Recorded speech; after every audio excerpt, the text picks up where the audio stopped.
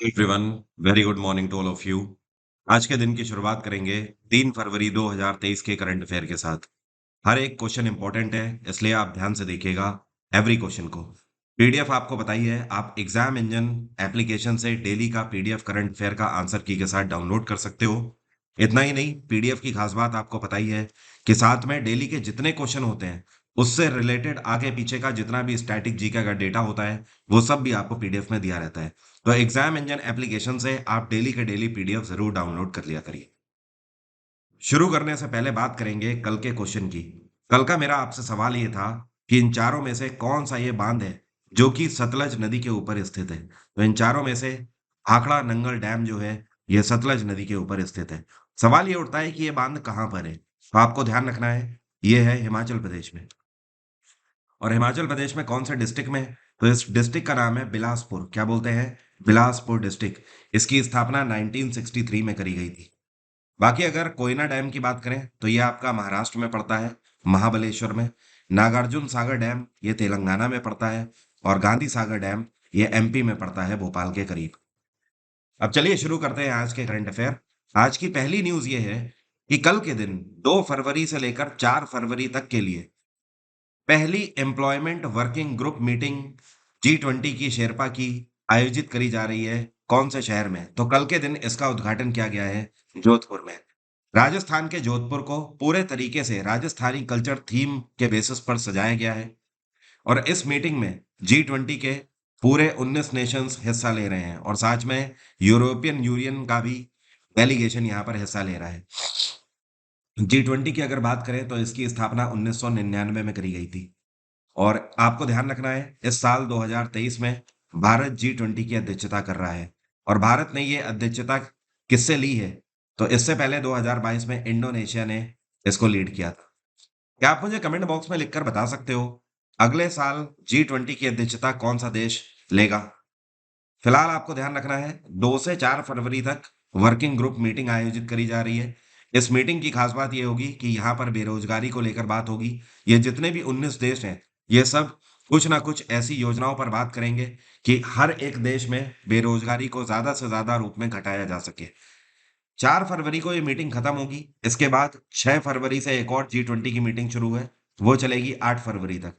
और ये मीटिंग होगी यूथ 20 ग्रुप की मीटिंग। किसकी? यूथ 20 ग्रुप की मीटिंग। अगला क्वेश्चन है, अभी हाल ही में भारत का पहला मॉडल G20 समिट ऑर्गेनाइज किया गया और इसका आयोजन किया गया राम भाऊ महालगी प्रबोधिनी के Indian institute of democratic leadership में। सवाल यह है कि इसका उद्घाटन किसके द्वारा किया गया? तो इसका उद्घाटन किया गया अमिताभ कांत के द्वारा। सीनियर ब्यूरोक्रेट है, आईएएस अधिकारी है अमिताभ कांत। और काफी अच्छा इनको एक्सपीरियंस भी है, नीति आयोग में भी नीति आयोग के सीईओ रह चुके हैं। अपार्ट फ्रॉम दिस आपको ध्यान रखना है कि इसका जो मेन उद्देश्य है वो मेन उद्देश्य यही है, ये क्वेश्चन इसी से मिलता जुलता है। तो ये जो फर्स्ट मॉडल G20 समिट आयोजित लॉन्च किया गया है यहाँ पर Indian institute of democratic leadership में, इसका भी उद्देश्य यही है कि ज्यादा से ज्यादा G20 नेशंस का डेवलपमेंट हो सके। और आज के जो हमारे बेसिक मुद्दे हैं जैसे कि नेट ज़ीरो एमिशन, इस तरीके की जो प्रॉब्लम्स हैं जैसे कि प्रदूषण से कैसे बचा जाए, फ्यूल लगातार कम होता चला जा रहा है, रिन्यूएबल एनर्जी पर कैसे ध्यान दिया जाए, इन मुद्दों पर यहाँ पर बात करी जाएगी। अगला क्वेश्चन है, ये कौन सा राज्य या फिर यूटी है जिसके स्कूलों में 5 दिन का जीवन विद्या शिविर आयोजित किया जा रहा है? तो ये है दिल्ली में अरविंद केजरीवाल की सरकार।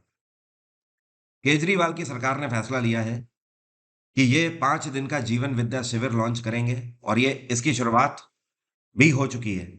इसमें खास बात ये है कि दिल्ली के अंदर जो सरकारी स्कूल हैं, उसमें पढ़ाने वाले जो टीचर्स हैं, वो यहाँ पर हिस्सा लेंगे। पूरे दिल्ली से 4000 गवर्नमेंट टीचर्स इसमें हिस्सा लेंगे। यहाँ पर टीचर्स को ट्रेनिंग दी जाएगी कि और क्या बेहतर वो कर सकते हैं बच्चों की पढ़ाई के लिए। इतना ही नहीं, बच्चों के माइंडसेट को कैसे समझा जाए, उनके टेम्परामेंट को कैसे ठीक किया जाए, पेरेंट्स को किस तरीके से गाइड किया जाए, आज की डेट में सिलेबस में क्या-क्या बदलाव होने चाहिए, ये सारी चीज़ों को लेकर डिस्कशन भी होगा और साथ में यहाँ पर इनकी ट्रेनिंग भी कराई जाएगी। तो एक काफ़ी अच्छा इनिशिएटिव है दिल्ली में अरविंद केजरीवाल सरकार के द्वारा। और दिल्ली में इस टाइम पे गवर्नर कौन है? ये है विनय कुमार सक्सेना। विनय कुमार सक्सेना। पिछले साल ही इन्होंने अनिल बैजल को सक्सीड किया था। अगला क्वेश्चन है, यूनेस्को जिसको हम लोग बोलते हैं United Nations Educational Scientific and Cultural Organization. तो यूनेस्को ने अभी एक जगह है जिसका नाम है ओडेसा। ध्यान रखिएगा, ये भारत का उड़ीसा नहीं है। इस जगह का नाम है ओडेसा।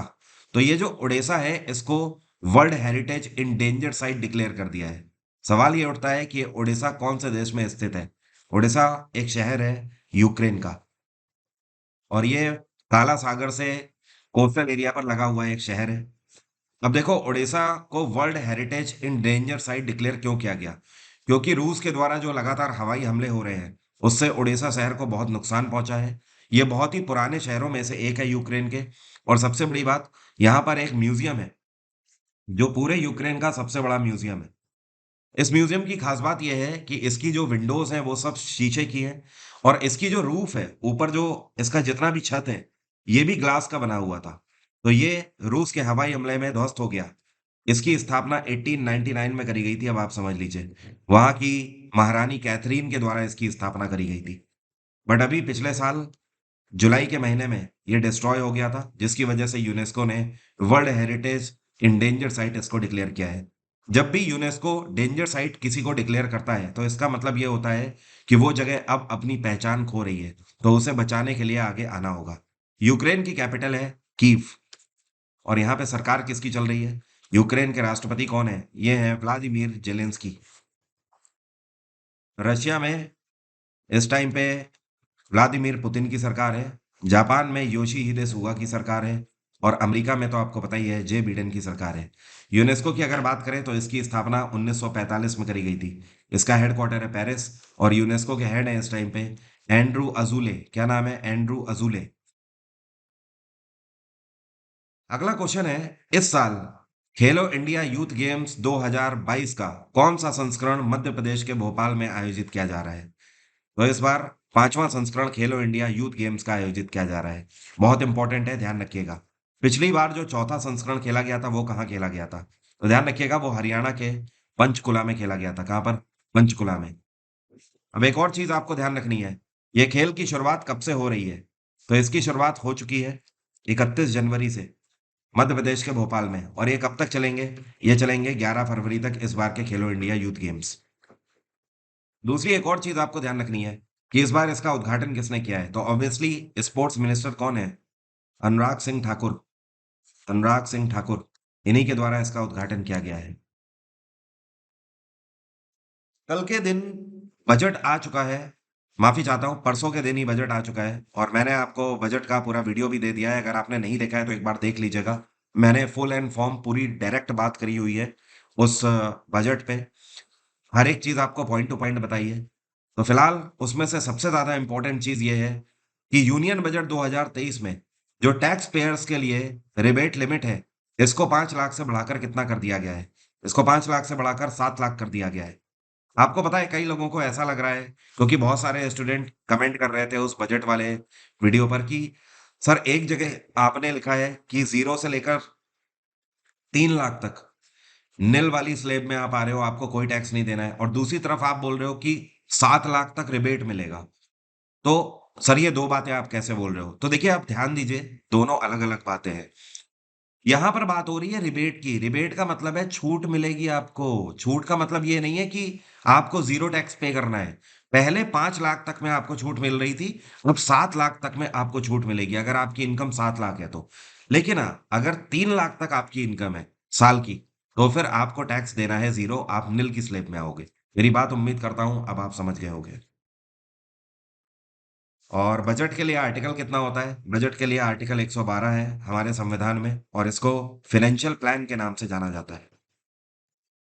अगला क्वेश्चन है, ये कौन सी एसेट मैनेजमेंट कंपनी है जिसने अभी भारत में पहली बार passive short duration index fund को लॉन्च किया है जनवरी के महीने में? तो ये जो एसेट कंपनी है ये है एडेलवेस एसेट मैनेजमेंट कंपनी। अब सवाल ये उठता है कि ऐसा ये कौन सा इंडेक्स फंड है जिसको पहली बार लॉन्च किया गया है? Passive short duration index fund. देखिए, इसका मेन उद्देश्य क्या है? पहली चीज तो आप ये समझ लो, शॉर्ट ड्यूरेशन इंडेक्स फंड नाम से ही आपको समझ जाना चाहिए। ये बेसिकली गवर्नमेंट को सपोर्ट करने के लिए ये फंडिंग लॉन्च करी गई है और इसको किस पैरामीटर पे लॉन्च किया गया है? तो इसको 50-50 क्रिसिल आईबीएक्स पर लॉन्च किया गया है। अब ये 50-50 क्रिसिल आईबीएक्स है क्या? इसका मतलब ये है कि ये जो फंडिंग है, इसका जो 50% हिस्सा होगा, ये गवर्नमेंट बॉन्ड के लिए जाएगा।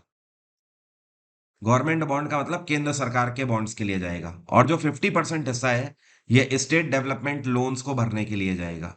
मतलब जो राज्य सरकारों के ऊपर लोन है ना, उनको भरने के लिए जाएगा। क्लियर हो रही है बात?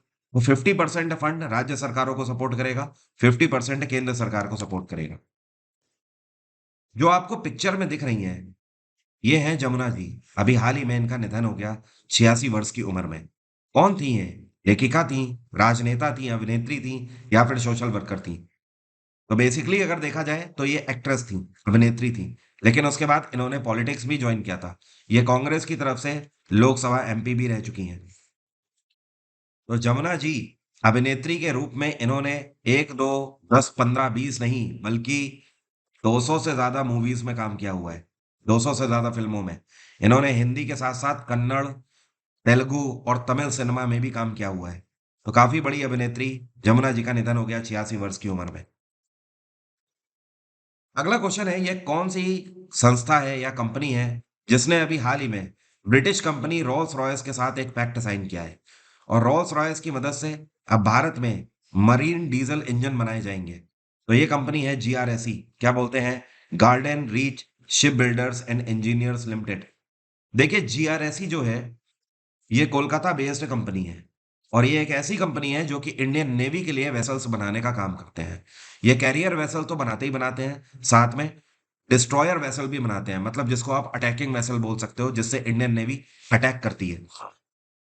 तो मेक इन इंडिया प्रोजेक्ट के तहत जीआरएसई ने फैसला लिया है कि ये रोल्स रॉयस से इंजन के लिए मदद लेंगे। आपको पता होना चाहिए, रोल्स रॉयस अपनी गाड़ियों के लिए, लग्जरी कार के लिए पूरे दुनिया में जानी जाती है। लेकिन बहुत कम लोगों को पता है कि रोल्स रॉयस एक ऐसी कंपनी है पूरे दुनिया में जिसका इंजन मोस्ट पावरफुल है।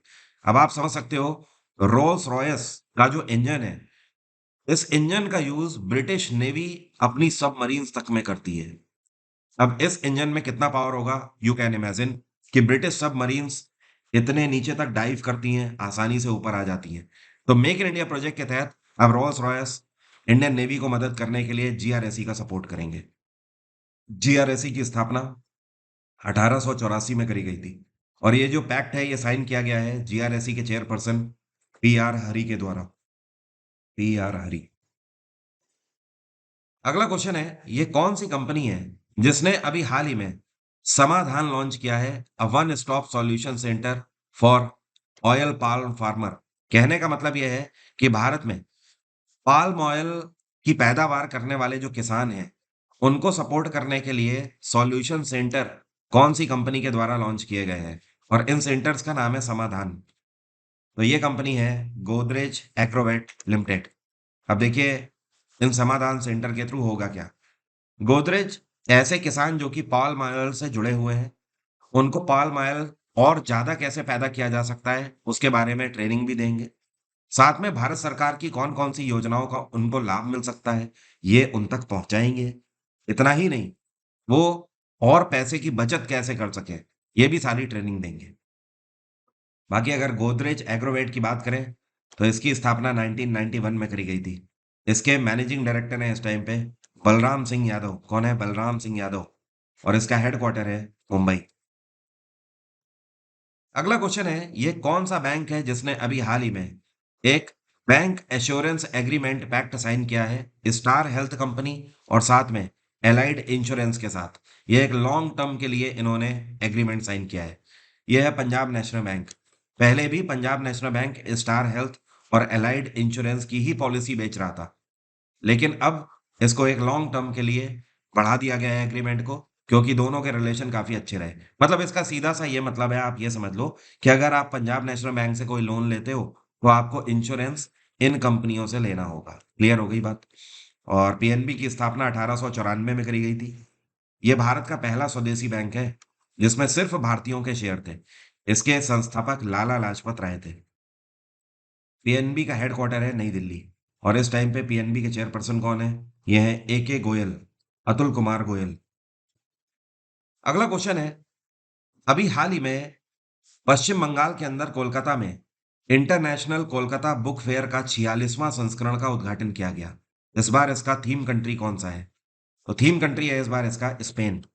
और जो 46वां इंटरनेशनल कोलकाता बुक फेयर है, इसका उद्घाटन ममता बनर्जी के द्वारा किया गया है, ममता बनर्जी। और अगर आपसे कभी भी पूछा जाए कि भारत में जो इंटरनेशनल बुक फेयर है, ये कब आयोजित किया जाता है, तो ये हर साल जनवरी के महीने में नई दिल्ली में प्रगति मैदान में आयोजित किया जाता है। लेकिन इस बार का इंटरनेशनल कोलकाता बुक फेयर कहाँ पर हुआ? ये हुआ सॉल्ट लेक स्टेडियम में। कहाँ पर? Salt lake stadium. और इसमें अगर टोटल बात करें तो 900 स्टॉल लगाए गए, जो कि अपने आप में काफ़ी होते हैं। और जिसमें से 700 स्टॉल जो हैं, ये आपके डिवोटेड बुक्स के लिए हैं। और 200 स्टॉल जो हैं, ये छोटे साइज़ की जो मैगज़ीन्स होती हैं ना, उनके लिए लगाए गए थे। दुनिया भर के कई सारे बड़े देशों के डेलीगेशन ने यहाँ पर हिस्सा लिया। स्पेन की कैपिटल है मैड्रिड, फ्रांस की कैपिटल है पेरिस, पोलैंड की कैपिटल है वर्सा और जर्मनी की कैपिटल है बर्लिन। अभी पिछले ही साल जर्मनी में नई सरकार आई है किसकी? तो जर्मनी के नए चांसलर बने हैं ओलाफ स्कूल्स। क्या नाम है? Olaf schools. एक किताब अभी हाल ही में लॉन्च हुई है। इस किताब का नाम है the poverty of political economy, how economics abandoned the poor. ये किताब किसके द्वारा लिखी गई है? तो इस किताब के राइटर हैं कौन? मेघनाथ देसाई। क्या नाम है? मेघनाथ देसाई। ये भारतीय मूल के हैं मेघनाथ देसाई, और ब्रिटिश हैं। और मतलब भारतीय मूल के हैं और बाद में जाके ब्रिटेन में बस गए। और वहां पे अब ये प्रख्यात इकोनॉमिस्ट हैं, अर्थशास्त्री हैं।